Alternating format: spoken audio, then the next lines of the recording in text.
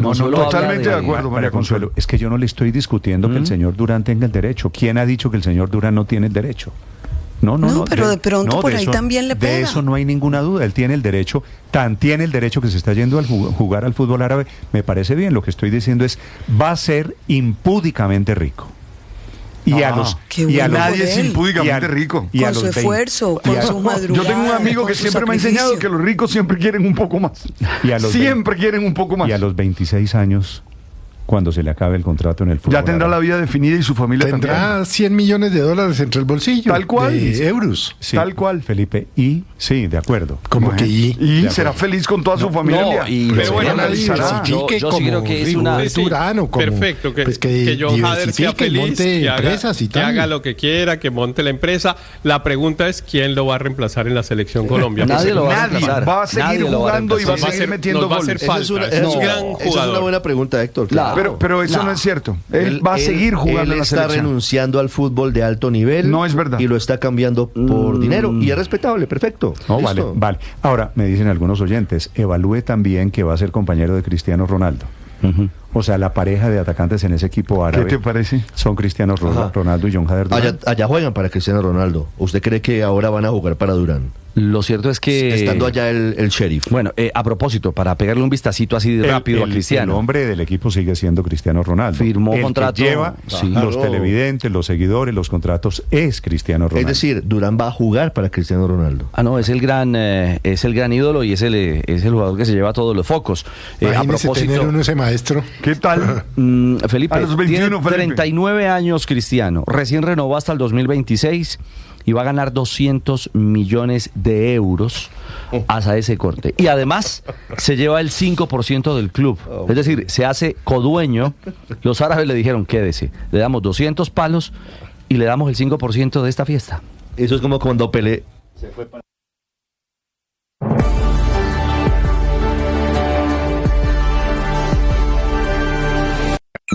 Escanea este código y suscríbete a nuestro canal de YouTube.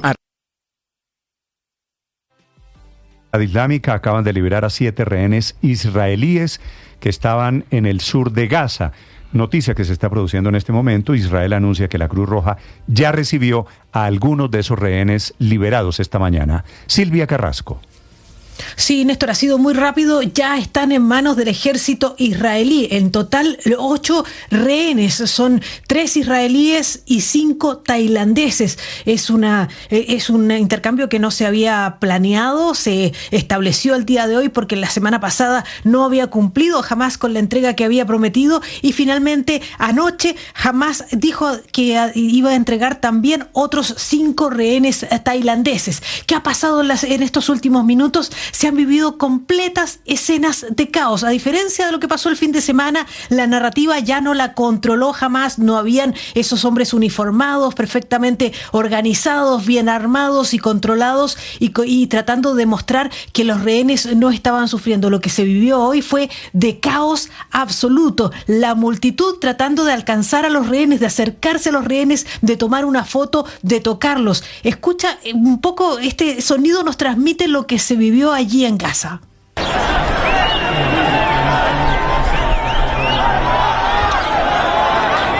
Dentro de ese barullo teníamos que presumir que se estaban entregando los rehenes porque no fue posible verlos en ningún minuto, pero ya sabemos, ya se ha confirmado que están todos los rehenes ya en manos del ejército y ya con sus familias, porque las familias estaban al otro lado de la frontera esperándolos. Entre ellos, uno de los mayores de los rehenes, que era de los mayores, que tiene 80 años y que ha sobrevivido a estos 482 días de secuestro y de guerra. ¿Qué es lo que sigue a continuación? Bueno, en este momento hay mucha molestia por parte del gobierno israelí. Dice que se está quejando ante los mediadores por esas escenas de caos, rehenes en esa situación, pero la verdad es que al gobierno israelí lo que ocurrió le conviene. ¿Por qué? Porque lo que había quedado claro en la semana pasada era que Hamás todavía estaba bajo control. De hecho, hoy estaba preparado para eso. Eligieron una locación muy particular, el lugar donde fue asesinado Yahya Sinwar, que ha sido su líder más importante, el que planificó el ataque del 7 de octubre. Eligieron ese lugar para la entrega. También habían embanderado toda la zona, tenían música de Radio Resistencia sonando en los altoparlantes, tenían un escritorio, 2 sillas para que se intercambiaran los papeles entre la Cruz Roja y Hamás antes de entregar cada uno de los rehenes, pero nada de eso sirvió. De repente la multitud se abalanzó sobre los rehenes y no fue posible verlos. Con eso Israel, por lo menos el gobierno de Israel ha conseguido que no se muestre que Hamás está controlando la situación dentro de Gaza. ¿Qué está pasando en Israel en este minuto? Néstor, hay un personaje en el que tenemos que poner atención. Se llama Steve Witkoff. Es el enviado especial del gobierno del presidente Donald Trump, que ha estado negociando desde antes de la toma de posesión con el gobierno israelí para llegar a este alto al fuego. ¿Qué está intentando hacer ahora? Es que se pase de la fase 1. Recordemos que el primer ministro Benjamín Netanyahu está amenazado por sus socios de coalición de tumbarlo si es que sigue con la fase 2. Les prometió seguir con la guerra. Entonces Steve Witkoff ha estado reunido con los ultrarreligiosos del gobierno de Benjamín Netanyahu para convencerlos que lo que se necesita ahora es seguir adelante con la paz. No sabemos cómo le ha resultado, pero el personaje es interesante porque ha estado reunido también con altos funcionarios de la autoridad palestina en las últimas horas. Se fue a la plaza de los rehenes, a la plaza ahí en Tel Aviv, donde se reúnen las familias y los manifestantes para estar con ellos también, y la verdad es que ha estado manejando la situación muy tras bambalinas. No está en primera línea, pero sí ha estado reunido con todas las personas importantes, y lo que estamos esperando es qué va a pasar con esa fase 2 y fase 3, si va a lograr el gobierno de Donald Trump empujar a Benjamín Netanyahu hacia esas fases. Recordemos, la próxima semana Benjamín Netanyahu viaja a la Casa Blanca el día martes, y seguramente se está preparando la presión que se va a ejercer sobre Benjamín Netanyahu para que no vuelva a la guerra después de que acaben estos 42 días de alto al fuego, Néstor.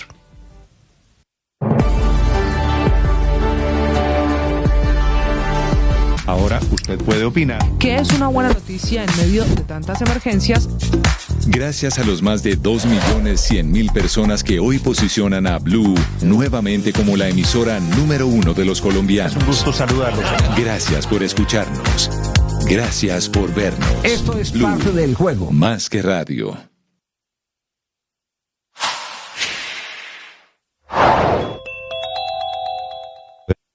Donald Trump notificando al mundo que va a usar increíblemente la cárcel de Guantánamo en Cuba para llevar a migrantes ilegales cuyos países de origen no los reciban o que tengan graves delitos que amenacen, por ejemplo, la seguridad de los Estados Unidos. Habla el presidente Trump de 30.000 camas habilitadas para recibir a los migrantes en Guantánamo, esa base naval que fue construida hace más de 20 años y que ha sido el centro de muy graves denuncias de torturas, admitidas, entre otras cosas, en la época de Abu Ghraib, ustedes recuerdan.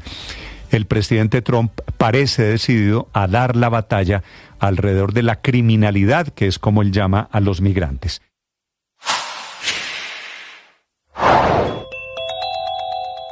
Cinco minutos entre las 7 y las 7:05 de la noche duró la nueva protesta, la nueva manera de alzar la voz del personal de la salud, las EPS y hasta los pacientes, que intenta que alguien en el gobierno entienda que el sistema de salud está en crisis y que en la mitad están esos pacientes, esos enfermos que necesitan una atención. El paro de 5 minutos dejó la imagen de médicos, enfermeras y pacientes que frenaron actividades, que cogieron un pito, otros un cartel o unos simplemente se quedaron en silencio en esas clínicas y en esos hospitales reclamando una solución, sobre todo a las finanzas del sistema que siguen en cuidados intensivos. No importa si es la solución que proponen las EPS, si hay una solución que proponga el gobierno, si escuchan el llamado de los gremios, los médicos y las enfermeras. Al final, una protesta buscando que alguien entienda que la salud está en crisis. La protesta de anoche fue convocada por la Asociación Colombiana de Sociedades Científicas, la organización Pacientes Colombia y la Mesa de Usuarios en Salud,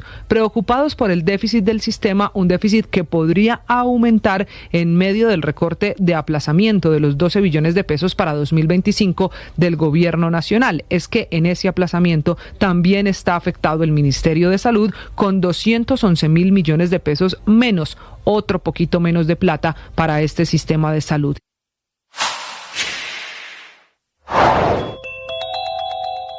termina Trump anoche hablando de su aprecio por los colombianos, que somos gente maravillosa y que nuestros gobernantes hicieron bien al retractarse de ese discurso contra Estados Unidos y aceptar las condiciones de deportación, sacando pecho de la arrodillada.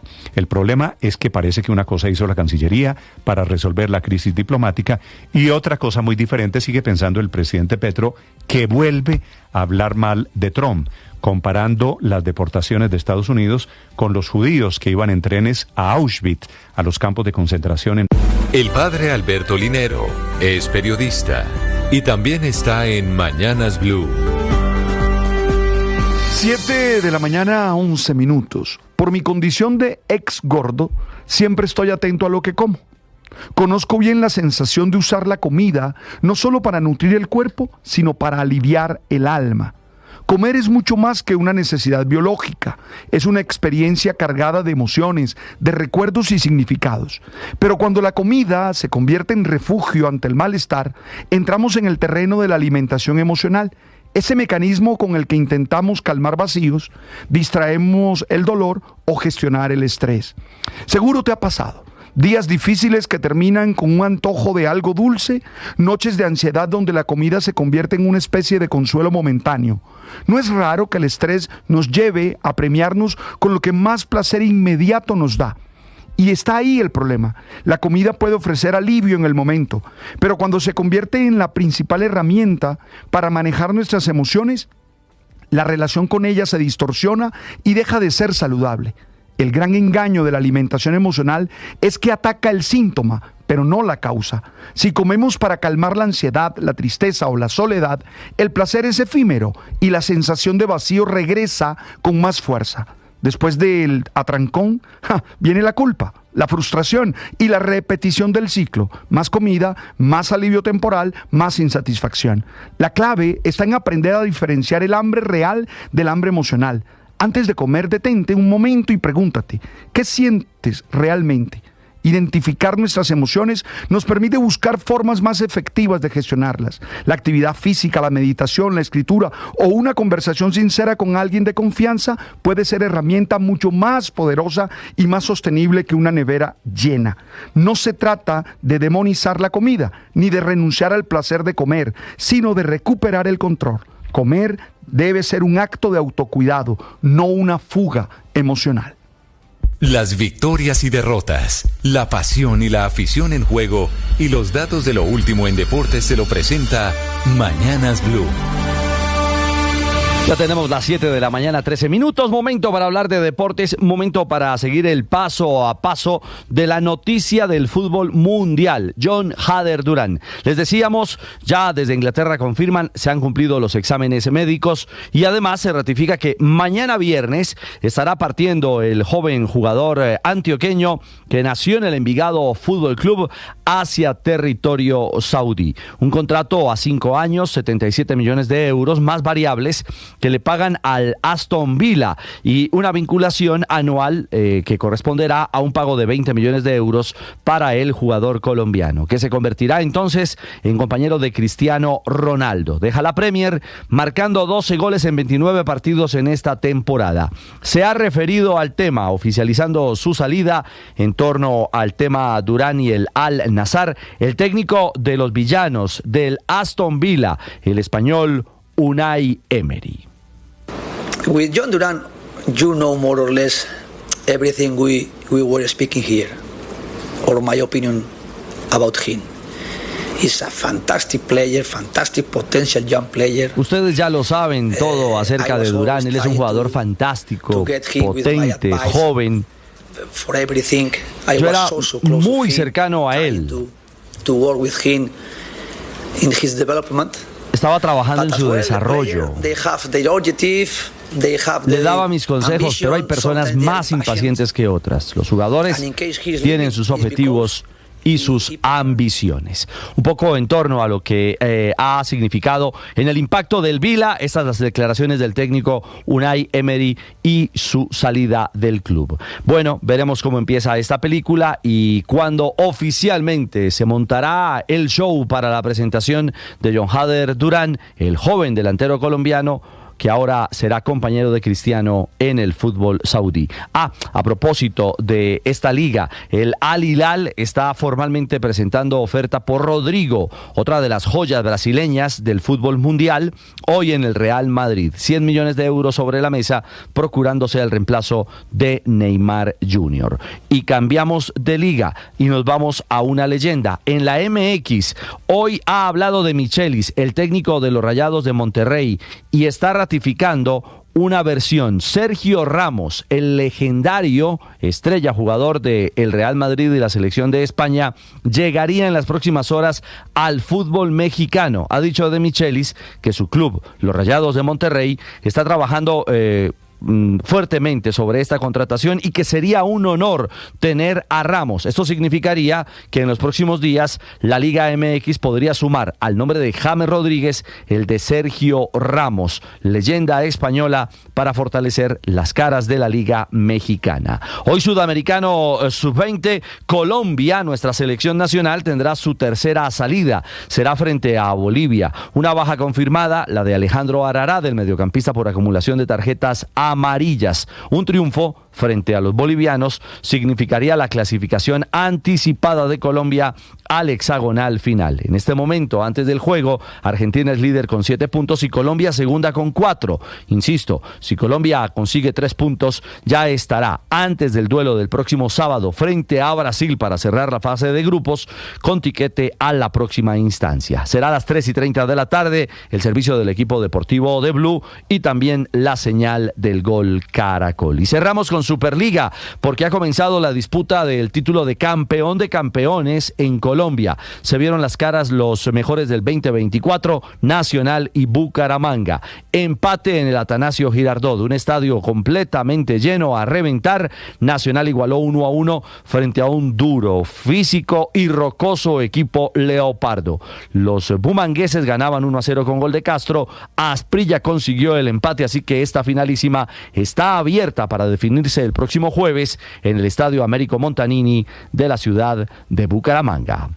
7:17, los deportes a esta hora en Mañanas Blue. Estás escuchando Blue Radio.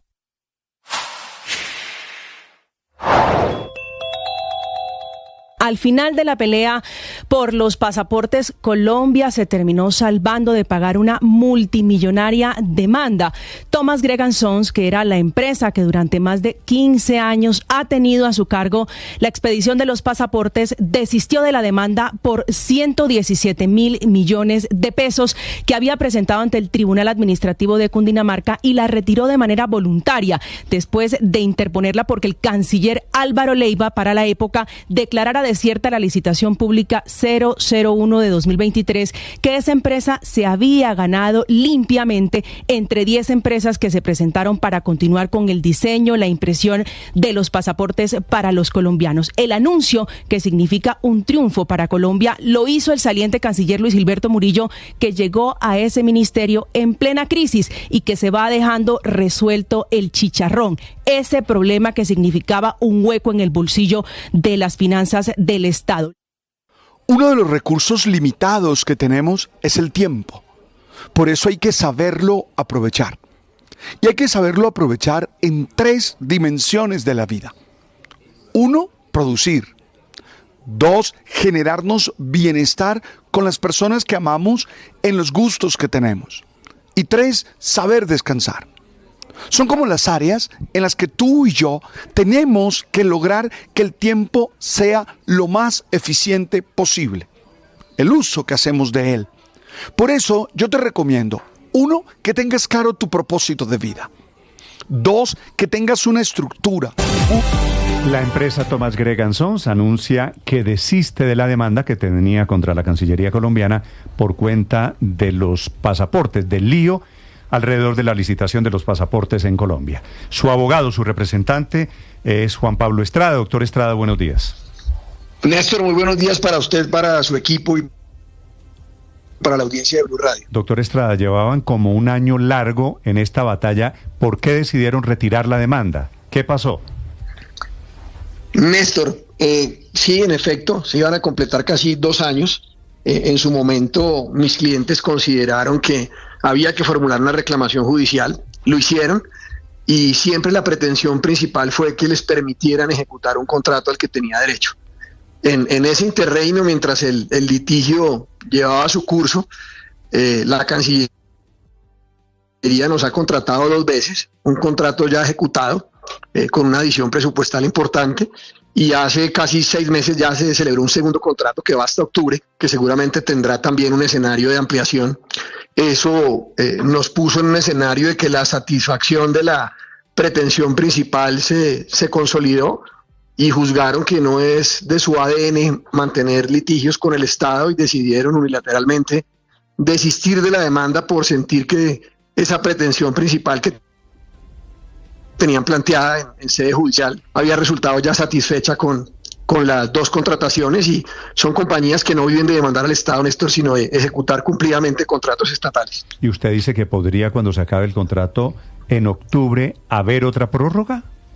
No, lo que hay es que sin duda tendrá que haber una etapa de transición, Néstor. Usted sabe que se ha anunciado un nuevo modelo que mis clientes pues se declaran respetuosos, pero pues es muy seguramente. Mire lo que pasó con el contrato anterior. Esos contratos son a consumo, tienen un valor estimado en función del costo del pasaporte, pero hay picos de expedición de pasaportes, hay circunstancias y variables que hacen que a veces tenga que adicionarse. Por eso le digo que el anterior se adicionó, más que una prórroga, estoy hablando de una adición o de un escenario de transición. El que llegue a operar, pues por bueno que sea, tiene que tener un margen de maniobra para su operación. Todavía no sabemos quién sea finalmente, pero la compañía está lista para cualquiera de esas eventualidades. Doctor Estrada, usted lo que le está informando al país es que después de 2 años de peleas, de 1000 trinos, de descalificaciones de parte del gobierno, finalmente ustedes deciden retirar la demanda, porque al final el gobierno cumplió con las aspiraciones que ustedes tenían como empresa privada.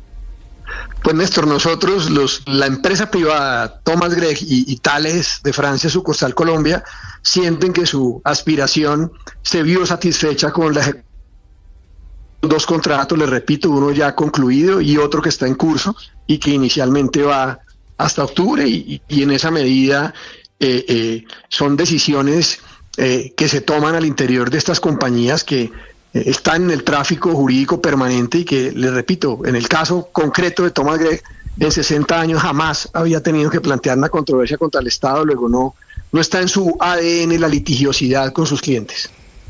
Mejor un mal arreglo que un buen pleito, dicen por ahí, pero quiero preguntarle, si no se llega a dar esta ampliación del contrato que finaliza en octubre, ¿ustedes quedarían tranquilos? No, sí, es que nosotros estamos satisfechos con el escenario actual. Lo que estamos diciendo es que estamos ejecutando un contrato y que puede haber adiciones presupuestarias, pero si el contrato concluye en octubre, mis clientes se han sentido que su pretensión principal, que ojo, nunca fue obtener una indemnización, sino ejecutar un contrato y recibir la contraprestación que tenía pactada ese contrato. ¿Las prórrogas de cuánto dinero han sido, doctor Estrada? Tal vez el primer contrato fue como de 200.000 millones y tuvo luego una adición presupuestal de unos 26.000, si mi memoria no me falla, y este segundo es un contrato como de 216.000 millones, es decir, se han ejecutado contratos casi por un 75% del valor del contrato del que fuimos privados en la fallida licitación. Sí, doctor. Sí, señor. ¿Es coincidencia que el anuncio del desistimiento de la demanda se conozca el mismo día que se va de la Cancillería Luis Gilberto Murillo? Fíjese que eso válido, es el oficio de ustedes de preguntarse y inquietar esto. Si ustedes lo recuerdan, porque Blue ha sido muy juiciosa en el seguimiento de este caso, el proceso estaba suspendido hace casi 4 meses y tuvo una segunda suspensión. Así como la decisión de demandar no es una decisión impulsiva ni en caliente, la decisión de desistir de una pretensión económica de esta naturaleza, pues tiene que surtir una serie de trámites en 2 compañías multinacionales. Se dio la coincidencia, pero no tiene ningún tema más allá de lo que eso ocurría. Fíjese que incluso el canciller, entiendo que ayer anticipó su salida, y eso no estaba en la agenda de nadie. Nosotros ya habíamos hecho una última suspensión que iba hasta el 4 de febrero y salieron las autorizaciones antes y la decisión estaba tomada. Sí, doctor Estrada, ya que estamos hablando de ex cancilleres, permítame preguntarle por el ex canciller Álvaro Leiva, que le costó su puesto, le costó una destitución e inhabilidad por 10 años por declarar desierta la licitación. ¿Cómo afecta, para bien o para mal, esta decisión de ustedes de retirar las pretensiones, la demanda por 117.000 millones de pesos? Mire, lo primero es que en ese asunto el canciller Leiva, mis clientes no han sido más que testigos citados por la Procuraduría. Somos, digamos, ajenos al impulso de ese asunto. En primera instancia, tendrá que leerlo el juez disciplinario, porque son escenarios absolutamente distintos. Así como usted puede terminar siendo condenado por la Fiscalía y absuelto por la Procuraduría, aquí este era un escenario eminentemente contractual, de responsabilidad contractual del Estado, en donde se examinan otros elementos. Se desistió de una reclamación, pero las decisiones administrativas están ahí, y si el juez disciplinario consideró que se adoptaron violando el escenario funcional del canciller, pues eso no tendría por qué afectarlas, pero es un tema que es una valoración que tendrá que hacer la segunda instancia. Claro, pero yo me imagino que los abogados del canciller... ¿Retirada la demanda, hay daño patrimonial? No, pues el daño patrimonial, no hay daño patrimonial al Estado, pues porque no va a haber una condena contra el Estado. Pero le repito, Néstor, es que el escenario de la responsabilidad de los funcionarios tiene 3 escenarios: el fiscal, el disciplinario, el penal y el contractual. Yo aquí simplemente se desistió de una pretensión contractual. No puedo, no tengo elementos de juicio para decirle si eso va a incidir o no en las decisiones de segunda instancia de la Procuraduría. Vale, entiendo. Doctor Estrada, muchas gracias. Feliz día. Néstor, a ustedes, chao. Un saludo. 7:27 en Mañanas Blue. Estás escuchando Blue Radio.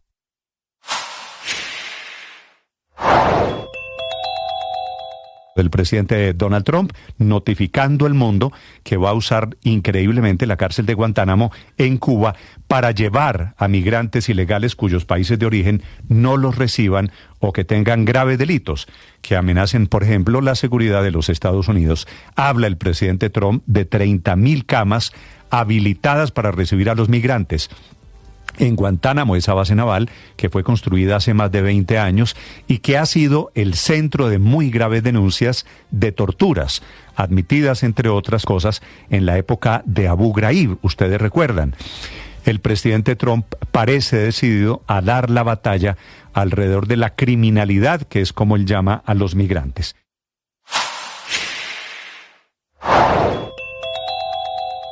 Cinco minutos entre las 7 y las 7:05 de la noche duró la nueva protesta, la nueva manera de alzar la voz del personal de la salud, las EPS y hasta los pacientes. Prepárese, Felipe, de hoy en 8 días, exactamente el jueves de la semana entrante, que es 6 de febrero, día sin carro y sin moto en Bogotá. Así es. Que es tradicional, Felipe, esto ya usted puede saber que es el primer jueves de cada mes. Así que lo que está anunciando en este momento el gobierno de Bogotá es horarios y condiciones para ese primer día sin carro. Dejan de funcionar 1 millón y pico, algo más de 1.700.000 carros en Bogotá. ¿Cuántas motos en Bogotá? 430.000 motos. Sí. Que no van a... Es de los días más bonitos en Bogotá, Néstor. ¿Cómo? Es de los días más bonitos en Bogotá, baja la contaminación. ¿Por las motos o por los carros? Sí, baja la contaminación, se camina, digamos, cuando uno tiene que desplazarse en la bicicleta, ¿verdad? Hay un ambiente distinto en la ciudad, yo soy un fan de ese día.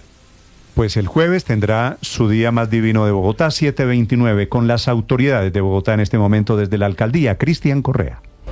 Néstor, buenos días. Sí, este 6 de febrero Bogotá vivirá una nueva jornada del día sin carro, por eso hasta ahora el distrito, la Secretaría de Movilidad, la Secretaría de Ambiente y Transmilenio están presentando el programa y la estrategia que tienen preparada para este día. Claudia Díaz es la Secretaria de Movilidad. ¿Cómo se va a mover Bogotá este día sin carro el 6 de febrero? Bueno, muy buenos días para todos y todas. Este 6 de febrero tendremos la jornada del día sin carro y sin moto desde las 5 de la mañana hasta las 9 de la noche. El 70% de las personas en Bogotá ya se mueven de manera sostenible, caminan o usan el transporte público o se mueven en bici. Entonces acá la invitación es que el 30% restante busquemos movernos de una manera distinta y vivamos la ciudad de otra forma. Buscamos que los viajes y las jornadas sean las normales, la gente vaya a trabajar, vaya a estudiar como un día normal y nos conectemos de una manera distinta con la ciudad. Adicionalmente, en nuestro propósito de recuperar el espacio público en la ciudad, vamos a tener jornadas con distintas entidades, todo el distrito estará volcado a recuperar el respeto, el cariño y el cuidado por el espacio público, y es lo que vamos a ver en este día, distintas entidades en la calle, recuperando nuestra ciudad. ¿Habrá alguna disposición especial de ciclovías extras en el marco de la jornada?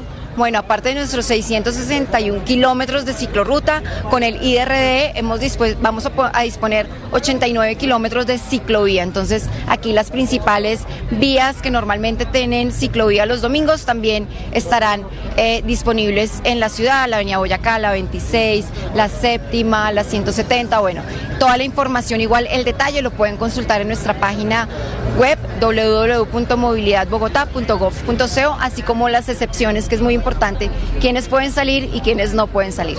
Secretaria, muchas gracias. Otro de los puntos muy importantes en el Día Sin Carro en Bogotá es la consecuencia ambiental y cómo beneficia a la ciudad. Por eso su secretaria de Ambiente, Adriana Soto, también nos explica a esta hora cómo se ve beneficiada Bogotá en medio de esta jornada del Día Sin Carro.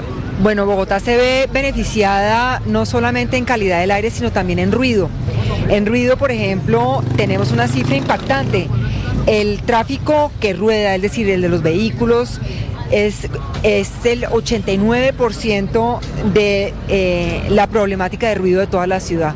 Entonces estamos esperando que con el Día Sin Carro el ruido en la ciudad se disminuya significativamente, y eso tiene por supuesto un impacto en la salud humana. En cuanto a emisiones de material particulado, especialmente 2.5 y PM10, PM2.5 y PM10, estamos esperando también una reducción significativa de ambos tipos de material particulado. En años anteriores hemos tenido una reducción de material particulado en promedio de más o menos el 36%, del material particulado 2.5 y del PM10 de más o menos el 56%.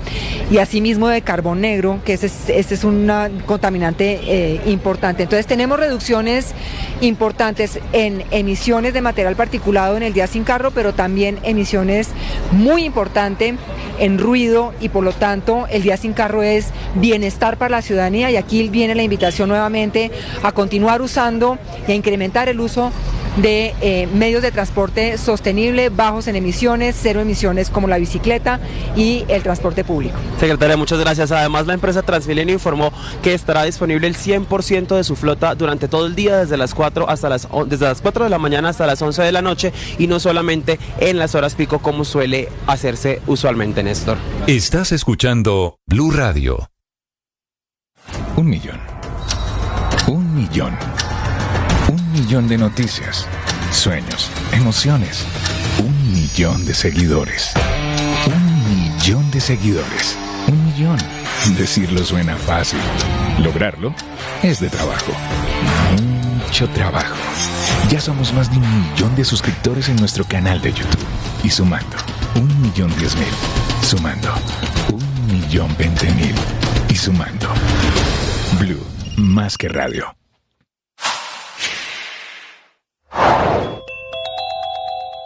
No hay esperanza de hallar sobrevivientes en el choque del Esta aire es de American Blue, Eagle, con 64 personas y un helicóptero. 7 de la mañana, 34 minutos. En este momento, el periódico El Tiempo, Felipe, está anunciando una negociación entre el gobierno Petro y el expresidente Uribe para la venta de un pedazo del ubérrimo. Sí. Dice, aclara Ricardo, el expresidente Uribe, que todavía está en análisis, que todavía no se ha concretado la venta. Dice que está pidiendo menos que el avalúo catastral. Sí, el expresidente Uribe dice, siguen en análisis, y agrega que desde el principio dijo que se venderá a un precio muy inferior al avalúo catastral de San Carlos. Ese es el nombre del predio, esa parte del ubérrimo. ¿Cuántas hectáreas tiene? No es una gran pregunta, ya le confirmo, pero deben ser más de 6.000 hectáreas, que lo pusieron en 120 millones por hectárea, dice el expresidente Uribe. El avalúo catastral, claro, y él dice 120. Y él dice que lo está vendiendo muy por debajo de ese Por eso quiero saber si lo está vendiendo por debajo Debe ser 100 por hectárea. Sí, mire. Si tiene ¿cuántas hectáreas? Cientos de hectáreas. 192 hectáreas tiene. Estamos hablando de una plata muy grande. Pero fíjese esto. El periódico El Tiempo dice que ya Aurelio, se acordó la venta de 200 hectáreas. ¿Cómo? De 200 hectáreas, dice el periódico El Tiempo. Que hay un acuerdo para la venta de esas 200 hectáreas. ¿Cuánto es, Aurelio, 200 hectáreas más o menos por 100 millones? ¿20 mil millones? 100 hectáreas, sí, claro. 20.000 millones de pesos, sí, señor. Pero le cuento una cosa, Néstor, que cuando uno mira las compras de la Agencia Nacional de Tierras, pues la verdad es que el promedio por hectárea está muy bajito, mucho más bajito. Es decir, usted no encuentra hectárea a más de 10 millones de pesos comprada. Yo no sé. No, pero dice Uribe, y yo supongo que en esto no puede echar carreta Aurelio, que el avalúo catastral es de 120 millones. Claro, de 120, claro. Sí, son tierras de la primera calidad. A Montería, ¿no? Claro, por eso, pero entonces yo no digo, la Agencia Nacional de Tierras tiene presupuesto para comprar hectárea a 120 millones. No, por eso, para allá voy. Pero lo que dice el Tiempo para que vean lo que estamos. Negocio, Ricardo, estamos hablando de un negocio realmente grande de parte del gobierno. Pero mire, dice el Tiempo que el avalúo rural comercial realizado por la firma DCI Colombia SAS arrojó un valor final de 3.031 millones de pesos. ¿De todo el predio? Sí, señor. Que la ANT entonces es menos. Va a pagar en 2 contados. El primero en un 50%, la firma de la escritura pública, y el segundo con la expedición de boleta de registro. 3.000 millones. Por eso sigue siendo alto, ¿no? 3.000 millones es... El ubérrimo tiene 700 hectáreas. Lo que están a punto de vender son 200 hectáreas del ubérrimo. Y sí sería muy por debajo del avalúo catastral. ¿Usted se imagina el impacto de esta noticia para efectos de la reforma agraria del presidente Petro? Coger el ubérrimo del expresidente Uribe, todo parece un poquito patas arriba, un poquito paradójico. Sería una gran noticia, el ubérrimo, sería una gran noticia que se pueda hacer eso, además como una negociación acordada y... Claro, sería una gran noticia. El expresidente Uribe, yo sí creo que hay que valorar su gesto de disposición a vender por debajo del avalúo catastral. No está haciendo un pataleo por el precio. Y el gobierno pues comprando una tierra que está probadamente buena para los campesinos, porque parte de los problemas de reforma agrarias en el pasado es que compraban, perdóneme la expresión coloquial, literalmente peladeros, y si algo no tiene el ubérrimo es ser un peladero, ¿no? Pero mire, sigue valiendo a 16 millones de pesos. Aurelio, para allá voy. Sí. Si es cierta la cifra que está entregando el periódico El Tiempo, y supongo que lo es, Ricardo. Sí, señor. Vendiendo esas 200 hectáreas a 3.000 y pico de millones de pesos. ¿Son 15 millones? 16. 16 millones y medio. Quiere decir que el expresidente Uribe le está vendiendo al gobierno Petro. Me da 15 millones 155 mil pesos. No sé si será la calculadora. Al 15% del avalúo catastral. Muy inferior. O sea, muy inferior el valor. O sea, es una bajada dura, ¿no? No es que esté bajando un poquito, no es que esté haciendo un descuento. Es un precio muy razonable, seguramente. Hay una parte, también hay una parte del ubérrimo, Néstor, hay una parte del ubérrimo que yo entiendo ha estado en litigio por su origen de terrenos baldíos, ¿no? No sé si se refiere a esa parte también, ¿no? Hay que mirar el conjunto, porque eso tiene que tener un análisis, pues, supuesto económico, pero tiene que tener un análisis jurídico. No, esa parte ya la entregaron, Aurelio. Esa parte ya la entregaron. Sí. No. Bueno, Aurelio. Esa parte a la que se refiere Aurelio ya la entregaron y la Agencia Nacional de Tierras entiende que ya dispuso incluso de ella. Sobre estas hectáreas es confirmado que hay propiedad del expresidente Uribe y su familia. Esa es otra parte. Sugerir que son baldíos es hacerle un daño al gobierno, porque quiere decir está pagando por baldíos. No. Que no tiene sentido. Había unos baldíos y ya se resolvió. Por menos de lo que está avaluado. Claro, pero Néstor, ¿no? La verdadera discusión sobre el tema, a mí me parece, es los avalúos catastrales, porque es que mire usted que lo que dice la información es que hay un avalúo pues privado que da 15 o 16 millones de pesos la hectárea, y el avalúo catastral está en 120. Eso quiere decir que los avalúos catastrales en buena parte del país se han ido pues incrementando de una manera desproporcionada. Con el pretexto de la actualización catastral, estamos en muchos lugares urbanos y rurales de Colombia en el que los predios están evaluados por encima de su valor comercial, es decir, que la gente está pagando más impuesto del que debería. Pero Néstor, pero sí es cierto que usted vende el avalúo comercial suele estar por encima del catastral, hasta donde recuerdo, Héctor. Claro, pero Néstor, sí es cierto. Si el avalúo catastral, el catastral dice 120 millones de pesos, también debe tener una razón de ser. Señor Luis Claro, Ernesto. pero Néstor, sí es cierto que el avalúo catastral es de 120 millones de pesos y vende por 15 millones de pesos, es decir, algo cercano al 12% del valor real. Pues aquí hay una decisión política, no económica, si vale 120 Uribe. Si vale 120 millones y está vendiendo a 15, le da le está donando. Le da un poquito más. Es una especie de donación, claramente. Porque es que miren esto, póngase en los zapatos de cualquier persona. Usted tiene un apartamentico de 200 millones de pesos.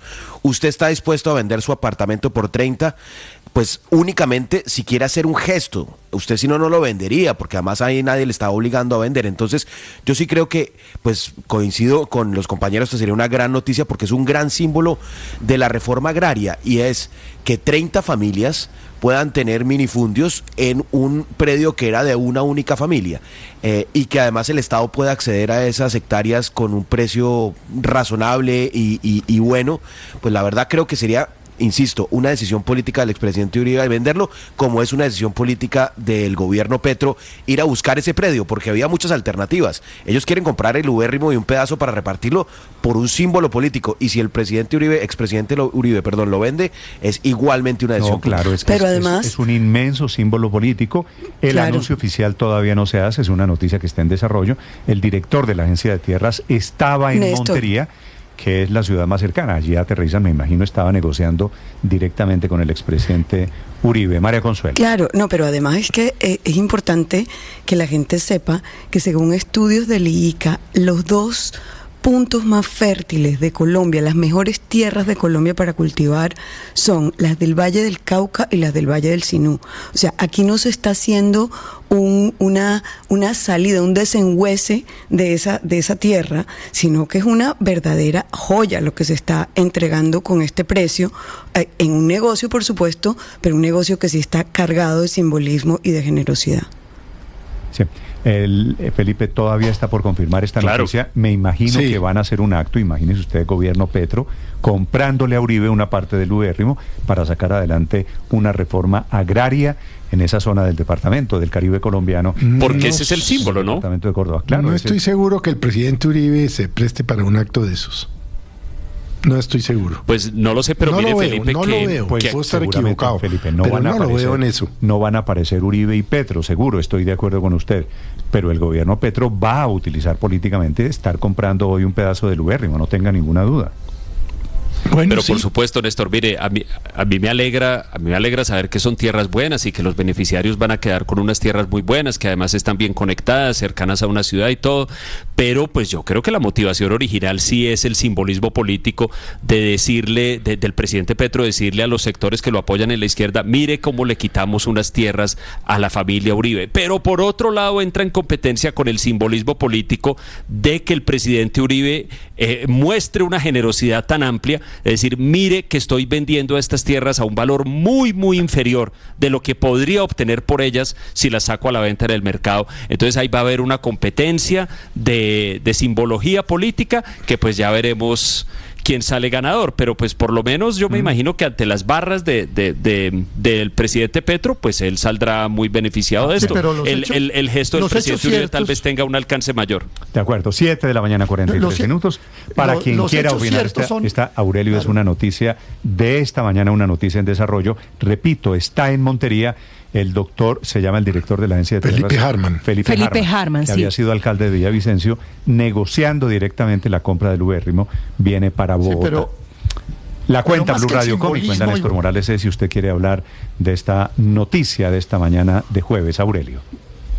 Pero más que el simbolismo y todo lo que significa que han dicho los compañeros de la mesa, la verdad es que el proceso de reforma agraria en Colombia va supremamente lento y con demasiadas glosas y con demasiados errores. Hay por lo menos 136 mil millones de pesos embolatados en compras irregulares que están en poder de la Fiscalía y no se han resuelto. El cumplimiento de la reforma agraria, esa meta famosa de 1.500.000 hectáreas, va en menos del 20% en compras, y ni hablemos en entregas. Entonces usted puede ver el simbolismo y va a haber noticiero y fotos y películas y lo de Uribe y la cosa. La reforma agraria va a gatas por una escalera. compran tierras, pero no las entregan. Ahí hay 50 familias paradas en la puerta de la Agencia Nacional de Tierras, de la famosa Hacienda Bellacruz, en el municipio de la Gloria Cesar, la famosa de los Marulanda, después de Fromovich, que no les han resuelto el problema. Aurelio, entonces esto, no mezcle, si le quieren hacer publicidad Aurelio, y propaganda, no pues mezcle, que le hagan, no pero la reforma va cosa, a gatas. Felipe, porque la gente comienza a hablar de Uribe y de tierras de Uribe, y comienza a hablar de terratenientes, y comienza a hablar de tierras manchadas con sangre. Estas son, Felipe, tierras legales de la familia Uribe, compradas legalmente, tan legalmente que las está comprando el gobierno de Gustavo Petro hoy, que es la noticia del momento. Claro, y además es un negocio, es decir, es bueno para las dos partes, y si no, no se haría, Néstor. Es bueno para el presidente Uribe y es bueno para la Agencia Nacional de Tierras. Pues imagínese el expresidente Uribe, el expresidente Uribe, la plata, repito, dice el periódico El Tiempo, algo más de 3.300 millones de pesos por esas 200 hectáreas. 7:45 en segundos, un congresista republicano desde los Estados Unidos. Estás escuchando Blue Radio. Uno de los recursos limitados que tenemos es el tiempo. Por eso hay que saberlo aprovechar. Y hay que saberlo aprovechar en 3 dimensiones de la vida. 1, producir. 2, generarnos bienestar con las personas que amamos en los gustos que tenemos.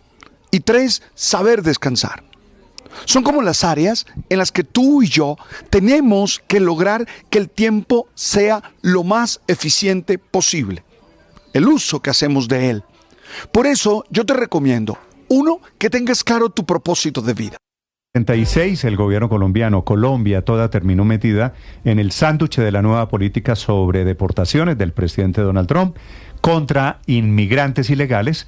Y por otro lado, las peleas políticas originadas desde Colombia por el presidente Gustavo Petro. Se meten esta mañana nuevos actores sobre los inmigrantes que van para Guantánamo, en Cuba, a la base naval de los Estados Unidos en Guantánamo, y sobre la pelea del presidente Petro con el presidente Trump. Desde Washington, Juan Camilo Merlano. Néstor, ha habido múltiples reacciones, particularmente desde el Partido Republicano, luego de lo que fue la crisis diplomática entre Colombia y Estados Unidos y las advertencias del presidente Trump, o lo que prácticamente se convierte en un hecho, que fueron las imposiciones de aranceles del 25% para todos los productos colombianos, que podían elevar hasta el 50%. Recordemos que luego de esto hubo una serie de congresistas y de senadores republicanos quienes respaldaron las declaraciones de Trump y dijeron que incluso iban a buscar la imposición de sanciones a través de proyectos de ley en el Congreso. Tal fue el caso del senador también de origen colombiano, Bernie Moreno, quien dijo que iba a presentar un proyecto de ley en el Congreso para imponerle sanciones a Colombia. Luego dijo que buscaba que el proyecto fuera un poco más amplio y que simplemente darle mayores herramientas al presidente Trump. Pero también desde la Cámara de Representantes, el presidente de la Cámara, el Speaker Mike Johnson, dijo que el Congreso está listo para actuar cuando sea necesario y listo para imponer sanciones a Colombia y a cualquier otro país que así se requiera. Pero también se ha sabido que hay otros sectores del Partido Republicano que no están tan de acuerdo, por ejemplo, con la imposición de aranceles a Colombia. El diario Wall Street Journal reporta una reunión a puerta cerrada que sostuvieron miembros de un comité en el Senado, donde el senador Bill Cassidy dijo que no estaría de acuerdo con que se impusieran sanciones a Colombia, aranceles a Colombia, particularmente del 25%. Néstor, son algunas de las voces que aún se siguen presentando luego de esta crisis diplomática del domingo. El parlamentario, el representante a la Cámara, Carlos Jiménez, es de origen cubano, representa en el Parlamento en Washington a un distrito de la Florida. Señor Jiménez, bienvenido a Blue Radio, buenos días. ¿Usted nació en Cuba? Sí, yo nací en Cuba. Sí, ¿y en qué año llegó a los Estados Unidos?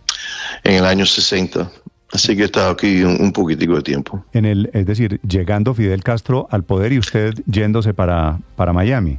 Sí, bueno, él llegó al poder el 1 de enero de 1959, entonces yo salí, la familia mía me sacó de Cuba en noviembre del año 60, así que estuvimos debajo de la dictadura como más de un año y medio. Sí, señor Jiménez, con esta presentación quiero decir, usted como cubano, como parlamentario del Partido Republicano, ¿qué impresión tiene del anuncio de Trump de que va a mandar a Guantánamo, y usted también es latino, a los migrantes ilegales? A ese Guantánamo que ha sido por otra parte tan controvertido, inclusive en Estados Unidos. La ley de los Estados Unidos dice que si vas a entrar en los Estados Unidos y tienes un tipo de demanda sobre lo que es el auxilio político, que te tienes que mantener en un tercer país, o si no, te tenemos que detener hasta que tenga tu juicio. Lo que ha hecho el presidente Biden durante los últimos 4 años es que le ha dado permiso a esas personas a entrar a los Estados Unidos. La póliza del presidente Trump es completamente diferente. Vamos a cumplir con la ley. Así que si se tiene que detener adentro de los Estados Unidos, también se puede detener en lo que es la tierra de los Estados Unidos, que es en Guantánamo. Así que en Guantánamo puede ser que es controversial, pero las personas no se van a tratar mal. Y eso es la ley. Vas a ser detenido en los Estados Unidos o te puedes quedar en un tercer país. Sí. ¿Es cierto que Guantánamo ha sido históricamente un centro de torturas de Estados Unidos? No. ¿Cómo? Es falso. Eso es falso. Obama no prometió cerrar Guantánamo porque sí, no lo cerró y no lo cerró. Y no lo cerró, es cierto. Está abierto. Así que no. Ahí los Estados Unidos no torturan a nadie en Guantánamo. Eso es completamente falso. Sí, señor Jiménez, si va un migrante ilegal a Guantánamo, ¿sería después de un juicio, vencido en un juicio? Sí, pero la persona que tienen en los Estados Unidos es due proceso, y como he dicho, una persona cuando entra a los Estados Unidos pidiendo auxilio político porque cree que va a estar perseguido en su país, sí, perseguido en su país, entonces hay un juicio que determina si sí o no. Es como 80% de las personas que tienen ese juicio le encuentran que de verdad no tienen ese tipo de peligro. Así que entonces la ley dice si no tienes, no puedes demostrar ese peligro a tu ser. Entonces se tiene que negar la aplicación, entonces se tiene que deportar esa persona a su país de origen, pero tiene que tener ese juicio. Así que eso determina si se va a quedar en los Estados Unidos o no. Lo que hizo el presidente Biden es que le dio permiso a todas las personas que pueden entrar en los Estados Unidos por la ley. La ley no dice eso. La ley dice que si tú tienes una demanda o que estás aplicando por auxilio aquí en los Estados Unidos, te tienes que quedar en un tercer país, así que afuera de los Estados Unidos, esperando ese juicio, o si estás adentro de los Estados Unidos, se tiene que detener a esa persona hasta que tenga ese juicio. Entonces tiene que tener el juicio, entonces el juicio determina si se puede quedar en los Estados Unidos. Lo de Biden fue el catch and release, ¿verdad? El coger, capturar a los inmigrantes y soltarlos adentro de los Estados Unidos. De acuerdo. Y lo hizo en una manera masiva, que no es lo que dice la ley. La ley dice que esos son casos individuales. Tú no puedes decir, bueno, aquí tenemos 200 gente, entonces te vamos a dejar entrar a los Estados Unidos hasta que tenga tu juicio. Eso es lo que hizo él. Y entonces la ley nos dice que lo puede hacer porque él tiene discretion, pero tenía discretion, pero de verdad la ley no es hecho para eso. Lo que es que él tiene una decisión es para casos extraordinarios. Entonces lo que él hizo, entonces cuando tuvimos esta invasión masiva de inmigrantes, en vez de hacer caso por caso, lo dio este permiso en una manera masiva, lo que está haciendo el presidente Trump ahora. Primero estamos buscando todas las personas que cometieron delitos adentro de los Estados Unidos que están aquí con ese tipo de permiso del presidente Biden. Y esas personas que cometieron delitos adentro de los Estados Unidos, vamos a remover y devolver a esas personas a su país de origen. Y eso es lo que está sucediendo ahora. ¿Cree que entrar ilegalmente a Estados Unidos, y de eso no hay discusión, pues claro que entran ilegalmente por el hueco o por los ríos, ese entrar ilegalmente vuelve a los latinos delincuentes? Lo que estoy diciendo es que las personas que han cometido delitos, no estoy diciendo que todas las personas que entraron en una manera ilegal, aunque entraron en una manera ilegal, han cometido delitos. Yo estoy hablando de personas que han cometido crímenes aquí adentro de los Estados Unidos. asesinato, claro, pero crimen. Aquí le pregunto, cuando usted dice crímenes, es que he escuchado esta semana al presidente Donald Trump diciendo todos los que entran a Estados Unidos ilegalmente son criminales. ¿Usted comparte esa apreciación? Bueno, en una manera técnica sí son criminales porque lo han hecho de una manera ilegal. Pero muchas de estas personas tienen derecho de estar aquí dentro de los Estados Unidos porque el presidente Biden le dio ese tipo de permiso. Así que en ese sentido no son criminales. Lo que estamos haciendo nosotros ahora es las personas que han cometido delitos adentro de los Estados Unidos, otros delitos adentro de los Estados Unidos. Esas son las personas que se están devolviendo a sus países de raíz. Sí, pero y hay muchos de ellos, y por eso es que, pero esas son las primeras personas que se van a devolver. Entonces las segundas personas que se van a devolver son las personas que tienen órdenes de deportación. Así que las personas que ya han tenido su juicio y se ha determinado que se tiene que deportar, esas son las personas que se van a deportar. Entonces tenemos muchas personas también. Así esto va a tomar tiempo porque tenemos tantas personas que han cometido delitos. No estoy diciendo que todas, pero muchas de ellas sí. Y segundo, hay muchas personas que tienen órdenes de delito que nadie nunca hizo nada sobre esa orden. Ahora esta administración va a tomar eso en serio y vamos a empezar a deportar a las personas que tienen órdenes de deportación. ¿Los protocolos estadounidenses son los mismos para la deportación de ciudadanos que ingresaron de forma irregular a su país y el protocolo de quienes cometieron delitos? Es decir, todos sin distinción vienen esposados y son tratados de la misma manera. Las personas que cometieron delitos son las primeras personas que vamos a deportar. También hay personas... Pero ¿qué tú dices de la diferencia? La diferencia es que te montamos un avión, entonces te mandamos a tu país de origen. Eso es la misma cosa. No, pero digo las formas, porque fíjese, por ejemplo, representante, que las autoridades colombianas dicen que revisaron los antecedentes de los 310 colombianos deportados en las últimas horas y ninguno tiene antecedentes penales. Es decir, ingresaron de forma irregular a Estados Unidos y eso puede ser una infracción, pero no son delincuentes. No cometieron un delito. Espera, ¿por qué me estás poniendo palabras en mi boca? Yo dije, había dos tipos de personas que estaban deportando. Primero, los que cometieron delito y tienen órdenes de deportación. Y lo segundo, los que tienen órdenes de deportación. Así que si usted cree que algo hay una diferencia o algo así, para nosotros es, mira, usted cometió un delito, tiene orden de exportación y te vamos a deportar. Y entonces la segunda es, usted tiene una orden de exportación y te vamos a deportar. Sí, de deportación. Okay, yo no veo la distinción y todo, porque usted me está poniendo palabras en la boca. Y he dicho muy claramente que toda la gente que se van a deportar tienen delitos, no han cometido delitos, pero tienen orden de deportación. ¿Por qué? Porque no probaron que tienen la causa por estar en los Estados Unidos. Sí, representante, le preguntaba sobre las formas de la deportación porque el gran tema de polémica con el presidente de Colombia ha sido el hecho de que los deportados vengan esposados en los aviones.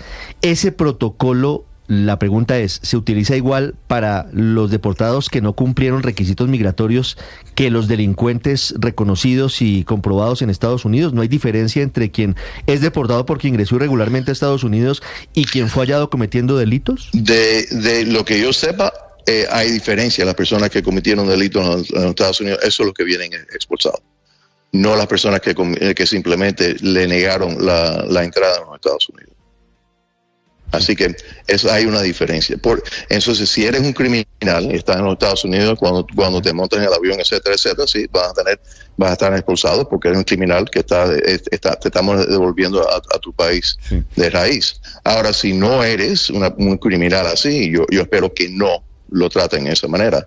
Y yo no he visto evidencia que lo están tratando en esa manera. Sí, representante Jiménez, usted es uno de los congresistas pues más influyentes de los republicanos en la Florida, con María Elvira Salazar, con Mario Díaz Balart. Ustedes esta semana, la pelea que los cogió el domingo del presidente Petro, la amenaza de quitar visas a Colombia, la amenaza de los aranceles, ¿cómo la vivieron ustedes particularmente que estaban en la Florida? La vivimos bastante bien. Yo creo que el presidente Petro estaba completamente equivocado. ¿En qué planeta un país niega el devolver a sus propios ciudadanos? Yo no entiendo.